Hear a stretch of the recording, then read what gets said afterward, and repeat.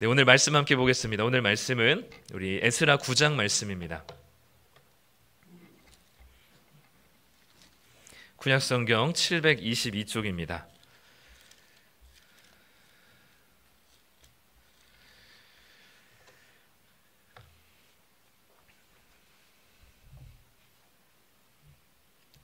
에스라 9장 1절부터 8절까지 말씀 우리 한 절씩 교독하고요. 마지막 절은 같이 읽도록 하겠습니다.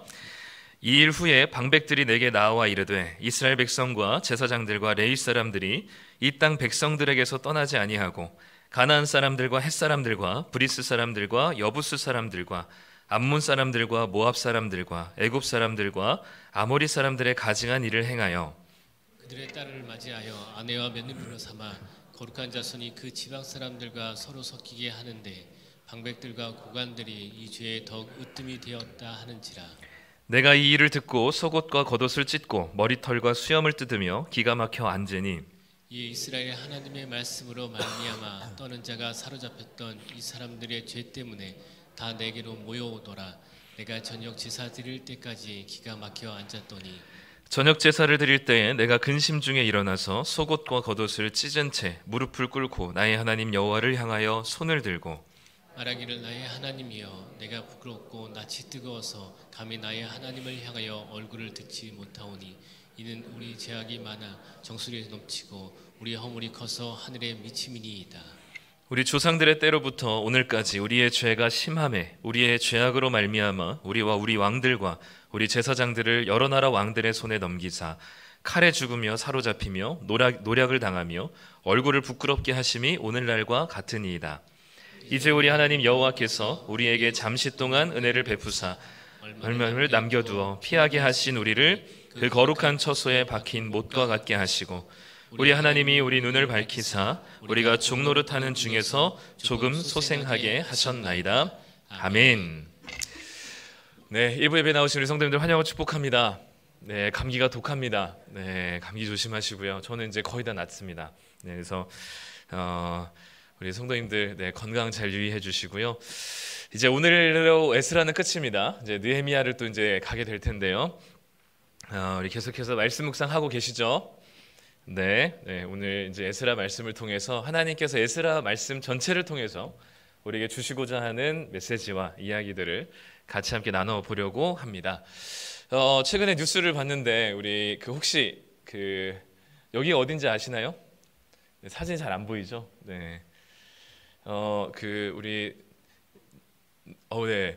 송현 자유시장이라고, 네, 우리 성도님들 아시는지 모르겠지만 양키 시장이라고 불리는 데가 있다고 하더라고요. 저는 잘 모르겠는데, 네, 동인천에 네, 아주 오래된 한국 전쟁 이후로 네, 시작된 시장인데 아마 미제 상품들을 많이 파는 곳이어서 여기가 이제 철거가 된다고 하더라고요. 철거된다는 뉴스 이렇게 아래 댓글을 보니까 여기서 뭘 샀고 뭘 샀다는 이제 그런 이 추억들을 이렇게 잔뜩 인천에서 오래 살아쳤던 분들은 그런 추억이 있는 곳인 것 같습니다. 그래서 각 이제 지역마다 이런 곳이 있을 텐데 우리 또 성도님들 중에서는 또 여기에 또 추억이 많은 성도님들이 계실 것 같아요. 이제 번화가들이 이제 조금씩 바뀌죠. 이제 예전에는 동인천 또 이런 양키시장이라고 불리는 이런 곳이 이제 번화가였다면 이제는 또 시간이 지나면서 주안 쪽으로 옮겨가고 또 구월동으로 또 옮겨가고 또 송도로 옮겨갑니다. 그렇게 이제 옛 추억의 장소들이 이제 이렇게 하나 둘씩 쌓이게 되는데 아무리 예전에 추억이 이렇게 있다 하더라도 저기 가서 저 동네에 가서 옛날처럼 이렇게 머물러서 살고 싶어 하시지는 않을 거예요. 추억이 돋는다 할지라도 그 추억 한번 생각해 보려고 한번 방문해 보실 정도는 되겠지만 저 추억이 있는 공간이 너무 좋아가지고 네, 저기로 가서 아예 터를 잡으시는 분들은 많이 없을 겁니다. 그런데 그 옛날에 그 장소 아주 화려했던 그리고 아주 번화가였던 그리고 그 추억이 아주 많은 그 장소에 가서 아예 짐을 싸들고 옮겨간 사람들이 있었죠. 우리가 에스라를 묵상하다 보면 그 사람들이 바로 포로에서 귀환한 사람들입니다. 이 포로에서 귀환은 총 3번에 이르렀는데 제일 첫 번째는 주전 537년경에 첫 번째 고레스 왕으로 인해서 이 포로 귀환이 일어났습니다. 첫 번째는 성전을 재건하기 위해서 갔었던 포로 귀환이었습니다. 자기의 그 모든 터전을 버리고 성전을 재건하기 위해서 예루살렘이라고 하는 페르시아라고 하는 대제국에서 예루살렘이라고 하는 아주 시골 동네로 가게 됐죠. 두 번째는 우리가 봤던 이 에스라를 비롯한 사람들이 이 주전 458년경에 두 번째로 포로 귀환에 이르게 됩니다. 이 사람들은 율법을 다시 잘 가르치고 준행하기 위해서 에스라를 위시하여서 사람들이 또한 자기의 터전을 버리고 이 예루살렘 촌동네로 또 다시 한번 가게 됩니다.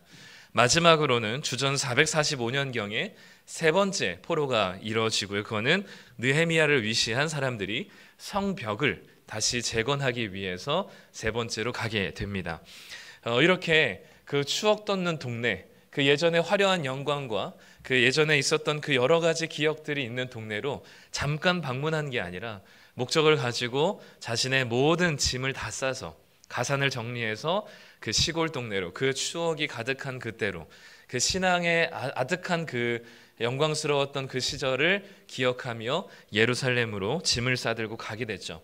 오늘 우리가 볼 9장은 이 두 번째 포로 귀환인 주전 458년경에 있었던 에스라를 비롯한 사람들이 돌아왔던 두 번째 포로 귀환의 배경을 가지고 있습니다. 유대인이 쓰는 달력으로 1월 달에 출발해서 5월 달 무려 4개월이나 걸리는 긴 여정을 마치고 유대인 달력으로 5월 달에 무사히 예루살렘에 도착합니다. 그리고 나서 감사 예배를 드리고 4달 정도가 지났을 때 오늘 우리가 읽은 9장의 본문이 등장하죠. 에스라에게 제보 하나가 들어오는데요. 그 제보는 뭐냐면 예루살렘에 있는 유다 사람들이 이방인들과 결혼한다는 것입니다. 결혼했다는 것이죠. 특히 정치 지도자였던 방백들과 고관들이 앞장서서 그랬고 종교 지도자였던 제사장들과 레위 사람들조차도 이방 여인과 결혼한 그런 이 일들에 동참했다는 것이고 앞장섰다는 겁니다. 뒤에 우리 에스라 묵상하시는 분들 보면 알겠지만 10장에 보면 이방 여인과 결혼한 사람들의 명단이 나옵니다. 그 명단에는 제사장들과 레위 사람들도 포함되어 있죠. 성도님들은 이걸 들으시면서 이게 왜 제보할 내용이지? 이게 뭐가 특별한 일일까라고 생각하시겠죠. 국제 결혼은 안 되나? 하나님 외국인은 차별하나? 이렇게 생각하실 수도 있겠는데 이건 단순히 결혼을 넘어서 그들의 정체성에 대한 문제였습니다. 외국인이 나빠서 그래서 순수한 유대인들만의 혈통을 지켜야 하는 문제가 아니라 이스라엘의 신앙 공동체의 정체성에 대한 얘기였거든요.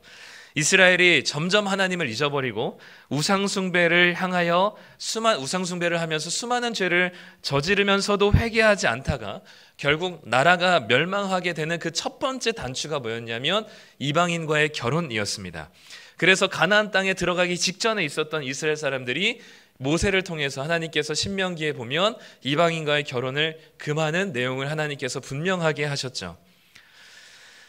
이방 여자와 결혼하면서 그 여자가 섬기던 신을 가지고 들어오게 되고 하나님만을 섬기던 이스라엘 남자들이 그 아내가 섬기던 신도 섬기게 됩니다. 그것이 한 세대로 끝나면 좋겠지만 그 다음 세대로 이어지면서 점점 하나님을 섬기는 일들이 희석되어지고요. 그리고 여러 우상을 섬기게 되면서 결국 하나님의 말씀은 찾지 않고 죄를 죄로 여기지 않으면서 스스로 멸망을 자초하게 되었기 때문입니다. 이건 이스라엘 역사입니다. 그러니까 오늘 에스라를 비롯한 사람들이 이렇게 너무너무 깜짝 놀라는 이유는 뭐냐면 이 사람들이 이것 때문에 망했거든요, 사실.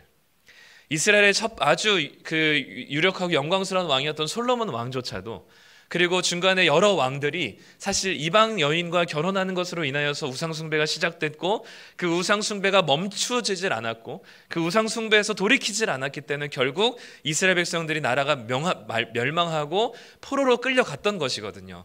그렇기 때문에 다시 이방 여인과의 결혼을 했다는 것은 무엇을 의미하냐면 다시 한번 이 나라가 간신히 지금 성전을 재건했는데 이 나라가 다시 멸망의 길로 가고 아예 이제는 회복의 그 하나님의 은혜를 부여받지 못할 것이라는 두려움이 강하게 있었기 때문에 이방 여인과의 결혼이 이들에게는 너무나 큰 문제였던 것이죠. 그래서 솔로몬도 보면 그 아주 탁월했던 솔로몬도 수많은 나라의 공주들과 정략 결혼했다는 이야기를 열왕기상 11장에 보면 나와 있습니다.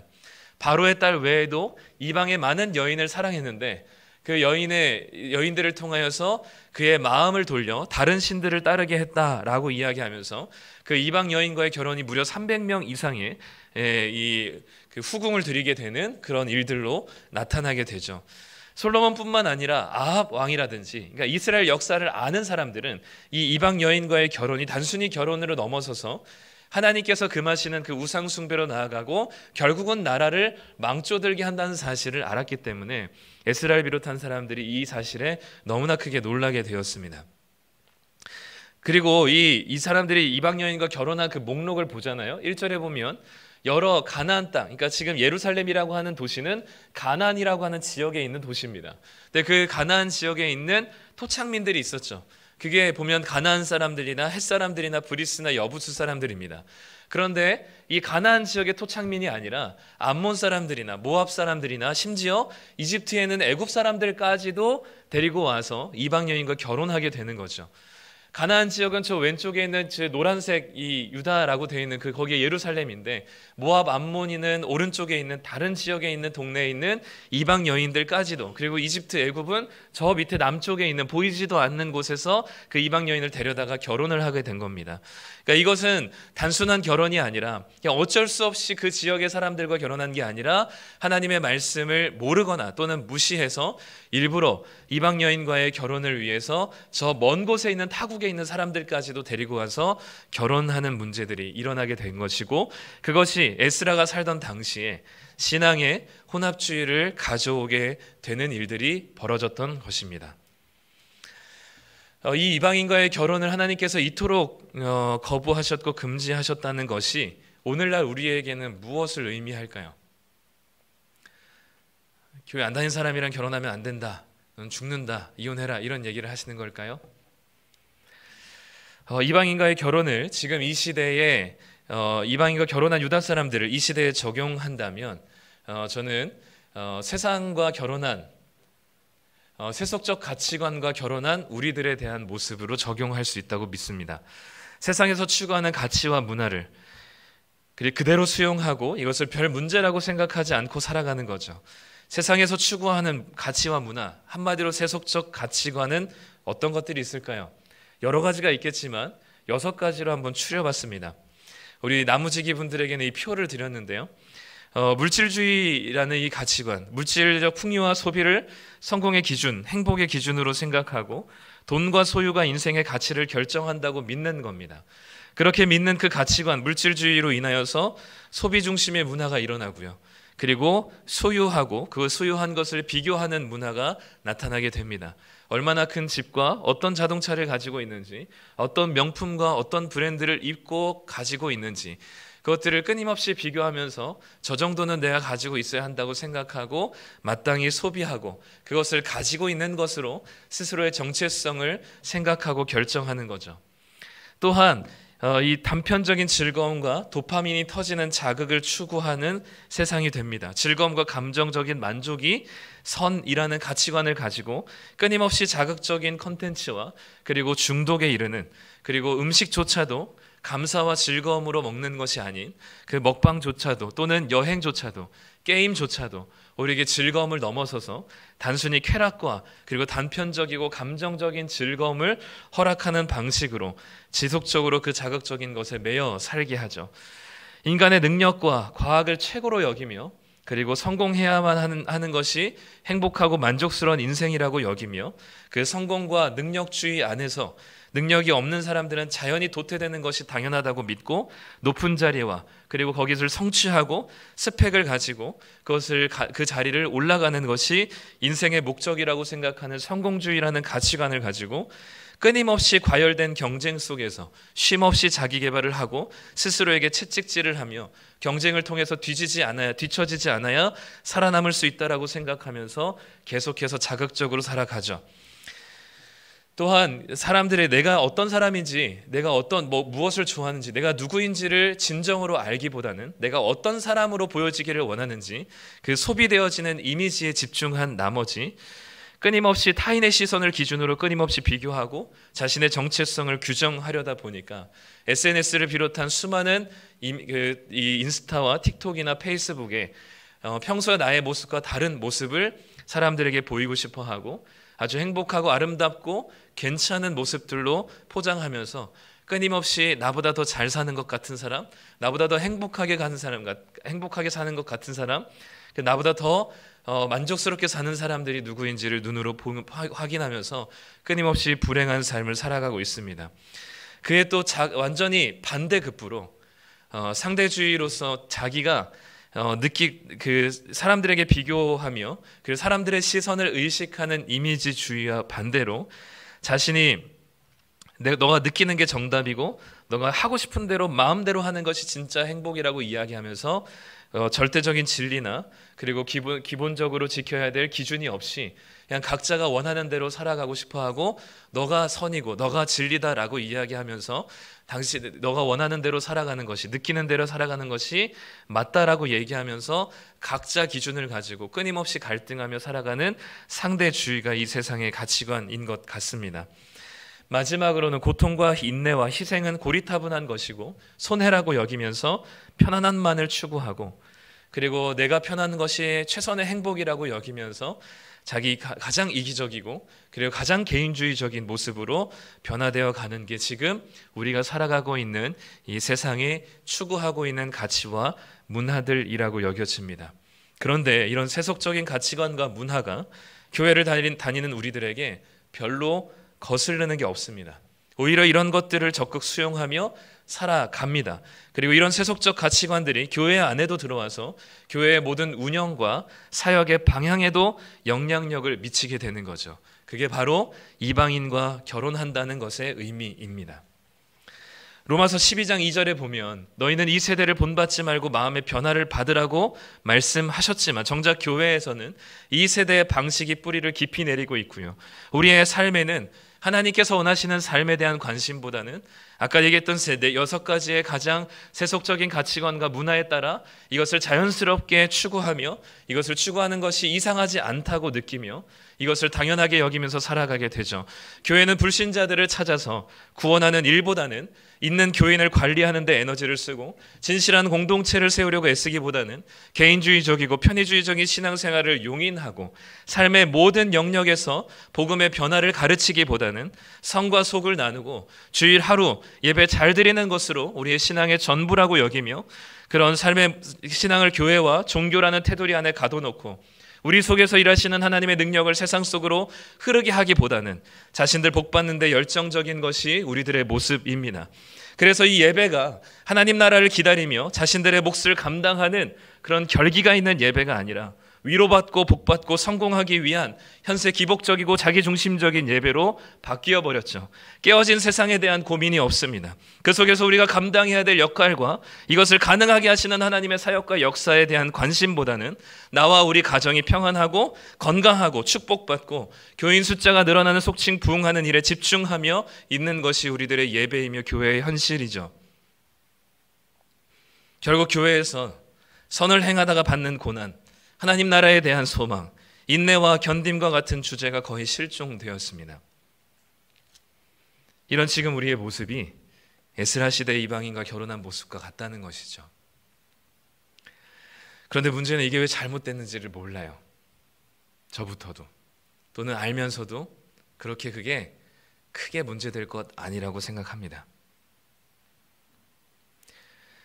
주일날에는 교회 나가고 주중에는 내가 살고 싶은 대로 사는 이 애매하고도 어중간한 이 모습, 진짜 예수님을 믿고 예수님처럼 살고 싶은 건지 아니면 지옥 가면 안 되니까 지옥 안 갈 만큼만 하고 있는 건지, 이 애매한 줄타기를 하는데 이게 뭐 그리 큰일인 건지를 인식하지 못하는 거죠. 잘못됐다고 생각하지 않으니까 회개할 생각이 없고요. 여기에서 돌이킬 이유가 없는 겁니다. 여전히 세속적인 가치관을 그리고 그 문화를 따라 살아가면서 예수 믿는다고 하는 이게 얼마나 아이러니한 일인지 모르는 거죠. 왜 모를까요? 두 가지입니다. 하나는 말씀의 부재죠. 하나님이 뭘 원하시는지를 알려고 하는 그 성경 말씀에 대한 관심의 부재입니다. 하나님의 말씀을 읽지 않거나 읽어도 읽었다는 것 자체의 의미를 두거나 또는 일주일에 한 번 설교 30분 듣는 것이 우리의 말씀의 전부가 되어버릴 때 하나님이 뭘 원하시는지 일단 모르니까 이것이 세속적 가치관인지 하나님이 원하시는 가치인지를 모릅니다. 내가 원하는 대로 그렇기 때문에 살아가는 거예요. 예수님을 믿는다고 하면서도 그분이 뭘 원하는지, 그분이 원하는 사역이 무엇인지에 대한 관심이 없습니다. 그러니까 이게 문제가 아니라고 생각하는 거죠. 두 번째 이유는 이것이 그렇게 큰 어려움이 아니라고 생각하는 겁니다. 이 죄가 그렇게 가볍다고 여기는 것이죠. 그 정도는 괜찮다고 생각하는 겁니다. 그게 잘못된 건 줄은 알지만 이 정도는 괜찮다라고 생각하는 거죠. 근데 그런 사람들 사이에서 오늘 에스라와 이 하나님의 말씀 앞에 서 있던 사람들이 이방인과 결혼했다는 이야기를 듣고 이렇게 반응합니다. 우리 3절과 4절 말씀을 다시 한번 읽겠습니다. 내가 이 일을 듣고 속옷과 겉옷을 찢고 머리털과 수염을 뜯으며 기가 막혀 앉으니 이 이스라엘의 하나님의 말씀으로 말미암아 떠는 자가 사로잡혔던 이 사람들의 죄 때문에 다 내게로 모여오더라. 내가 저녁 제사 드릴 때까지 기가 막혀 앉았더니. 보통 겉옷만 찢습니다. 아무리 화가 나도 겉옷만 찢어요. 그런데 지금 속옷과 겉옷을 모두 찢습니다. 머리털과 수염은 그 사람의 권위와 인격인데요. 그 머리털과 수염을 자기 손으로 뜯어버립니다. 기가 막혀서 할 말을 잃었습니다. 그리고 제일 중요한 말씀 앞에 떠는 사람들이 있었습니다. 하나님의 말씀이 무엇을 말하는지 알고 있었고 자신들의 지금 이방인과의 결혼한 자신들의 죄악이 얼마나 큰 것인지를, 이 죄악이 지금 처음 짓는 죄가 아니라 이스라엘이라고 하는 민족의 그 역사 속에서 누누이 하나님께서 금지하셨던 것들을 계속해서 반복적으로 짓고 또 짓고 그 죄악이 반복되어 왔음을, 다시 멸망해도 아무런 할 말이 없다는 상황이라는 것을 너무 잘 알았던 그들은 하나님의 말씀 앞에 두려움을 느꼈습니다. 그 두려움의 반응이 떨었다는 것입니다. 우리 죄는 아무것도 아닌 게 아닙니다. 하나님의 엄중한 진노와 심판 아래에 있어야 한다는 사실을 깨달을 때 그 말씀 앞에 우리가 두려움에 떨게 되는 것이죠. 하나님의 그 영원한 진노와 엄중한 심판이 얼마나 무섭고 견디기 어렵다는 사실을 하나님의 말씀 앞에서 느껴야만, 우리는 그 말씀을, 성경을 얼마나 읽었고 20독하고 30독 했다는 게 문제가 아니라 그 하나님의 말씀이 무엇을 원하시는지, 하나님께서 우리에게 어떤 은혜를 베푸셨는지, 하나님께서 끝까지 우리를 어떻게 사랑하셨는지, 그분이 원하시는 하나님의 말씀과 방향이 무엇인지를 읽고 그 말씀에 반응하는 자들의 반응이 바로 두려워 떠는 것입니다. 그래서 이사야 66장 2절에 이렇게 말씀합니다. 함께 읽습니다. 나 여호와가 말하노라. 내 손이 이 모든 것을 지었으므로 그들이 생겼느니라. 물은 마음이 가난하고 심령에 통회하며 내 말을 듣고 떠는 자, 그 사람은 내가 돌보려니와. 바라기는 하나님의 말씀을 가까이 하시길 바랍니다.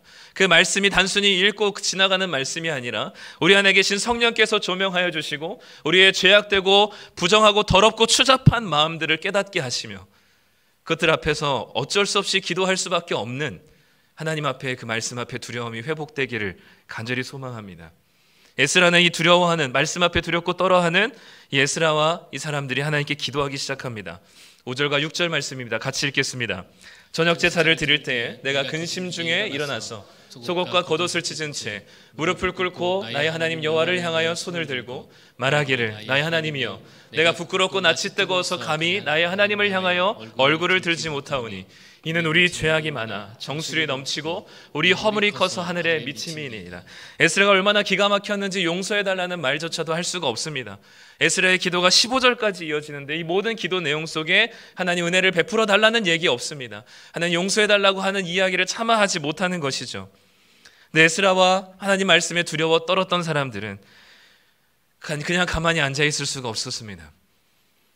무릎 꿇고 하나님을 향하여서 기도합니다. 사실 두려워 말씀에 떠는 자들이나 에스라가 지은 죄는 아닙니다. 먼저 1차 포로 귀환으로 왔었던 사람들이 지은 죄입니다. 정착해서 살고 있었던, 이미 와 보니까 이방인과 결혼한 사람들이 많이 있었던 것이죠.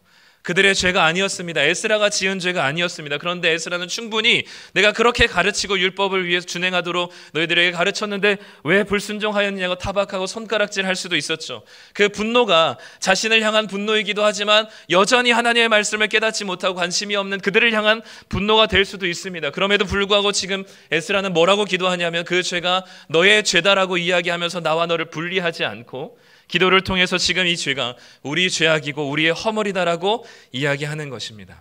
교회 안에 마음에 들지 않는 사람 많죠. 그리고 우리가 옳고 그름을 따진다면 그렇게 행동하는 사람들이 내가 아닌 경우들도 있습니다.